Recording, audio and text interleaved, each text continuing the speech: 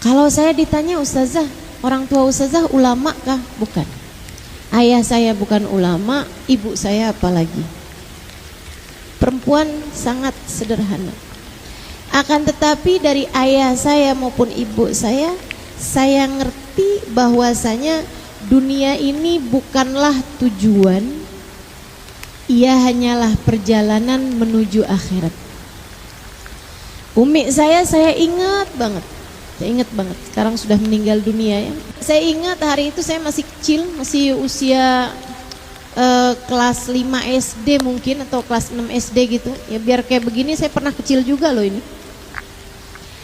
Hari itu Pak Bupati lagi menikahkan anaknya dan bikin pesta yang cukup meriah. Anaknya itu diarak gitu, termasuk juga depan rumah kami memang rumahnya di pinggir jalan. Itu juga arak-arakannya itu sampai ke situ juga gitu, pakai drum band. Saya nggak ngerti ya kenapa kok waktu itu ada hal-hal seperti itu gitu. Jadi saya pun juga nonton gitu. Saya sama umi saya tuh juga nonton, liatin gitu. Terus habis itu kami pun masuk ke dapur, masuk ke rumah maksudnya. Terus di dapur tuh saya ingat perbincangan antara saya sama umi saya. Saya bilang, Mi, rame ya Mi ya, pestanya ya Mi ya. Saya bilang, Mi doain Mi, biar Ima, saya Halimah namanya, saya suka bahasain bahasa panggilan kecil Ima. Saya bilang, Mi doain nih Mi biar Ima kaya. Nanti kalau Ima kaya Ima bisa bikinin Umi pesta yang besar. Umi saya bilang, Umi gak suka rame-rame nak. Kalau gitu Mi doain biar saya bisa kaya, jadi saya bisa bangunin buat Umi rumah yang besar. Umi saya bilang, rumah besar bersih-bersihnya capek. Iya juga sih. Terus saya bilang, kalau gitu doain biar kaya nih. Anaknya tetap juga punya cita-cita biar kaya nih kayaknya ya. Harus gitu kayaknya didoain biar kaya. Saya bilang doain biar saya kaya bisa ajak Umi jalan-jalan pergi kemana-mana. Umi saya bilang, Umi gak suka jalan-jalan, capek kata Umi gitu. Umi mah cuman suka jalan-jalan pergi ke Mekah Madinah, dan itu udah pernah. Umi saya udah pernah pergi haji dibawa sama Abah. Saya akhirnya jadi gak punya alasan untuk saya kepengen kaya gitu. Jadi saya tanya balik sama Umi saya, terus kalau gitu apa yang Umi pengen dari anak-anak Umi? Maksud saya kalau nggak seneng pesta karena memang Umi nggak seneng rame-rame, nggak mau juga dibeliin barang-barang bagus, rumah bagus, mobil bagus gitu ya. Terus juga nggak suka juga untuk bepergian kemana-mana gitu. Saya bilang, apa yang harus kami anak-anak Umi ini lakukan biar Umi seneng gitu? Umi saya bilang, Umi cuman pengen ajain kalau Umi meninggal dunia nanti, anak-anak Umi tidak keberatan untuk mengirimkan Yasin setiap hari. Dari saat itu sampai saat ini, saya mengerti bahwasanya hidup ini bukan hanya urusan dunia. Hidup ini sebentar aja. Kalau kita menghadiahi orang tua kita dengan rumah bagus misalnya, mereka hanya akan tinggali berapa tahun? 3, 4, 5, 10, 20 tahun. Kalau kita bisa ajak orang-orang tua kita misalnya pergi jalan-jalan kemana gitu, kita menyenangkan mereka hanya pada saat itu aja. Akan tetapi yang dicari sama Umi saya adalah kesenangan yang jauh lebih panjang, yaitu kesenangan untuk saat beliau telah berada di dalam alam barzahnya. Dan saya yakin Umi saya tidak pernah menyesal ketika memberikan kriteria bahwa kesenangan beliau adalah ketika beliau mendapati anak-anaknya mengirimkan bacaan, entah itu surat Yasin ataupun kebaikan-kebaikan lainnya yang diniatkan untuk Umi saya di dalam alam kuburnya. Ibu-ibu saudaraku sekalian saya muliakan, para ibu, kamu sedang menanam kepada anak-anakmu. Menanam apa? Menanam pemikiran-pemikiran yang akan menjadi bekal mereka dalam berkehidupan. Kalau kamu suka bilang, ganti bajunya nak, jelek kamu nak kalau pakai baju yang itu, Misalnya, kamu sedang menanamkan faham dalam anak-anakmu bahwasanya kecantikan mereka adalah sesuatu hal yang sangat penting bagi kehidupan mereka di dunia ini. Nah, ganti bajunya, kita mau pergi kondangan, mama malu kalau kamu bajunya jelek. Kamu sedang menanamkan faham dalam diri anak-anakmu bahwasanya kalau mereka pakai baju yang jelek, kamu malu. Bahwa kemuliaanmu ada pada pakaian yang dipakai oleh anak-anakmu, dan itu akan lahir pemikiran dalam hati anak-anakmu bahwasanya pakaian yang bagus dapat memuliakan mereka, pakaian yang jelek membuat mereka hina hidupnya. Hati-hati sama pemikiran-pemikiran yang selama ini kamu masukkan dalam hati anak-anakmu, teman-teman saudara sekalian. Abah saya seorang yang cinta Al-Quran, dan itu juga melahirkan pemahaman dalam diri saya sejak saya kecil untuk gimana caranya biar saya bisa ngerti Al-Quran. Beliau itu sangat sering pengen tahu gitu, ini ayat artinya apa, ini ayat artinya apa, dan suka menunjukkan kekaguman kalau habis dengar tadi ada ustadz ceramah di masjid, wah bagus banget gitu, dia menjelaskan tentang satu ayat dalam Al-Quran secara terperinci, kelihatan gitu mukanya tuh sangat senang sekali gitu. Sehingga saya pada masa saya kecil, saya berpikir bahwa kalau saya ingin menyenangkan ayah saya harus jadi orang yang bisa mengerti artinya Al-Quran. Dan itu yang membuat saya senang belajar, sebab terpatri dalam pikiran saya bahwa kalau saya ingin menyenangkan orang tua saya harus menjadi seorang muslimah yang paham terhadap ilmu agama.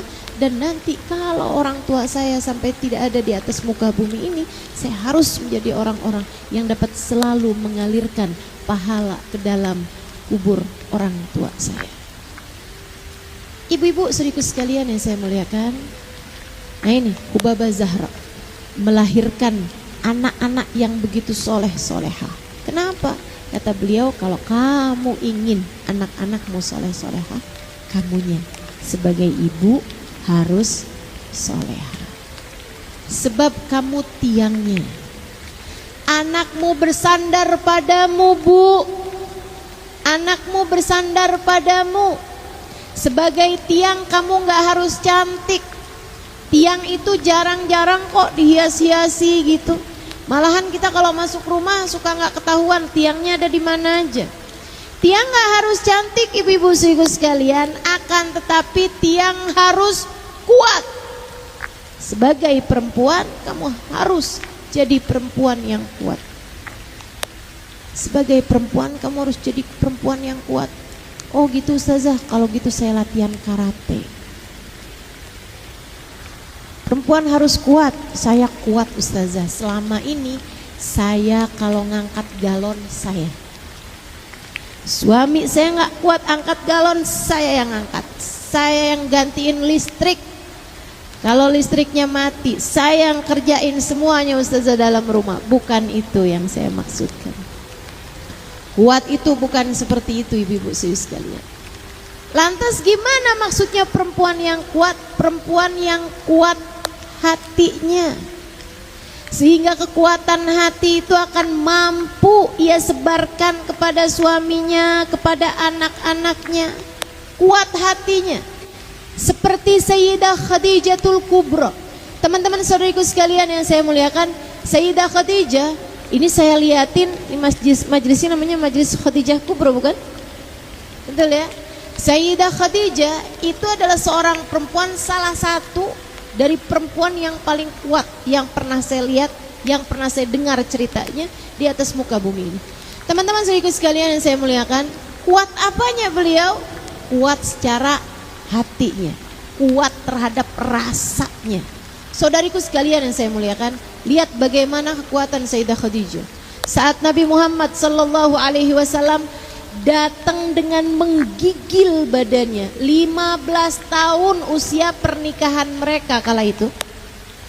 Sayyidah Khadijah Menikah di usia 40 tahun, Nabi Muhammad waktu itu usia 25 tahun. Ketika 15 tahun kemudian Nabi Muhammad usia 40 tahun, beliau datang dari Gua Hiro. Setelah berhari-hari ada di sana, diturunin wahyu oleh Allah Subhanahu wa taala dengan datang malaikat Jibril bawa perintah, Iqra ya Muhammad, baca wahai Muhammad. Nabi Muhammad bilang, ma'an nabi qari, saya nggak bisa baca. Didekap sama malaikat Jibril, hatta barantu annahul maut, sampai dikirain nabi itu adalah kematian. Dilepasin lagi sama malaikat Jibril, Iqra ya Muhammad, baca wahai Muhammad. Nabi Muhammad bilang, ma'an nabi qari, saya nggak bisa baca. Didekap lagi sama malaikat Jibril sampai 3 kali berturut-turut. Kemudian Nabi Muhammad bertanya, mada aqra, apa yang mesti saya baca? Malaikat Jibril berkata, Iqra bismi rabbikal ladzi khalaq, khalaqal insana min 'alaq, Iqra wa rabbukal akram, alladzi 'allama bil qalam, 'allamal insana ma lam ya'lam. Itu Nabi Muhammad keluar dari gua dengan tergopoh-gopoh, dengan terjatuh-jatuh. Nabi Muhammad jalan terus menggigil tubuhnya, teman-teman sekalian, karena ketakutan yang luar biasa atas apa yang terjadi. Sampai kemudian beliau mengetuk pintu istrinya, Sayyidah Khadijah. Sayyidah Khadijah membuka pintu tersebut, mendapati suaminya menggigil. Hanya berkata dengan satu ucapan aja, Zammiluni, Zammiluni, Zammiluni ya Khadijah, Zammiluni, selimuti aku wahai Khadijah, tolong selimuti aku. Sayyidah Khadijah, perempuan kuat, mendapati suaminya panik. Saya bayangin ya, kalau Sayyidah Khadijah bukan perempuan kuat, biasanya suaminya panik, bininya ikutan lebih panik lagi. Ayo para istri, suamimu panik, kamu gimana nih? Sayyidah Khadijah nggak ada panik-paniknya. Sayyidah Khadijah bimbing suaminya, dibawa atas tempat tidur, diselimutin sesuai dengan apa yang beliau mau, diselimutin lagi, selimutin lagi sampai ditenangin. Beliau duduk. Kemudian mungkin kalau di kita seperti dibuatkan teh manis seperti itulah ya, teh hangat gitu kan. Kemudian duduk di sampingnya, nggak ada nanya, nggak ada tanya, kenapa sih Muhammad kamu segitu ketakutannya? Nggak ada, tungguin aja sampai suaminya cerita sendiri. Tadi Khadijah, waktu saya di gua tadi saya didatangi seorang, dia sangat putih bajunya, sangat hitam rambutnya, tapi saya nggak kenal sama dia Khadijah. Dia bilang, Iqra ya Muhammad. Saya bilang, ma ana biqari, saya nggak bisa baca. Duduk kap saya Khadijah, diceritain sama Nabi Muhammad alaihissalam. Sayyidah Khadijah dengerin aja, dengerin aja. Nih istri yang kuat tuh yang seperti itu tuh. Suaminya curhat, nggak kemudian ditimpalin dengan keadaan yang lebih mengenaskan lagi gitu. Segitu aja kamu curhat, kamu tuh nggak tahu, saya tuh juga sering kayak gitu. Nggak gitu, didengerin dengan baik. Teman-teman saya sekalian, saatmu menjadi telinga, jadilah telinga yang baik buat suamimu. Kasih dua-dua telinga itu kepadanya. Jangan cuma dengerin dengan setengah telinga, dengan satu telinga misalnya gitu ya. Habis itu kemudian gak lama dari suami cerita udah kedengeran suara dengkurannya. Istri mana tuh yang begitu? Kalau dibilangin saya tadi malam masih cerita kamu udah tinggal tidur aja, ya saya kan cuma ngikutin apa yang kamu kerjain. Selama ini kalau saya cerita juga kamu tinggal tidur. Kok suami istri isinya cuma membalas saja? Ya Allah, ya Allah, masa urusannya cuma balas dendam terus-terusan antara suami sama istri. Lihat bagaimana keluarga baginda Nabi besar Muhammad sallallahu alaihi wasallam. Saat Nabi Muhammad cerita, ditungguin, didengerin sampai selesai. Habis selesai, Sayyidah Khadijah nanya gini nih, saya nggak tambahin nggak kurangin dari teks asli ceritanya, kisahnya, ucapan-ucapan Sayyidah Khadijah. Sayyidah Khadijah nanya begini, wa ma tahsyah ya Muhammad, dan apa yang kamu takutkan wahai Nabi Muhammad, wahai Muhammad, belum jadi nabi ya. Amin mesin ya musik, kamu takut ada kayak setan, jin gangguin kamu, kekuatan sihir gitu. Zaman itu banyak sihir-sihir ya. Apa itu yang kamu takutkan? kamu kayak disantet, kamu kayak dijahatin, atau ada kekuatan-kekuatan supranatural gitu yang gangguin kamu, ada makhluk apa tuh namanya, makhluk mistis gitu gangguin kamu, seperti itu wahai Muhammad, kamu takut? Nabi Muhammad mengangguk. Teman-teman saudara sekalian saya muliakan, kemudian Sayyidah Khadijah menjawab, innallaha la yukhzika abada. Wahai Muhammad, kamu harus tahu Tuhanmu tidak akan pernah menyusahkanmu. Tuhanmu gak akan bikin kamu susah wahai Muhammad. Innaka latasilur rahim wa innaka latuqrid dhaif wa innaka latakilul aitam.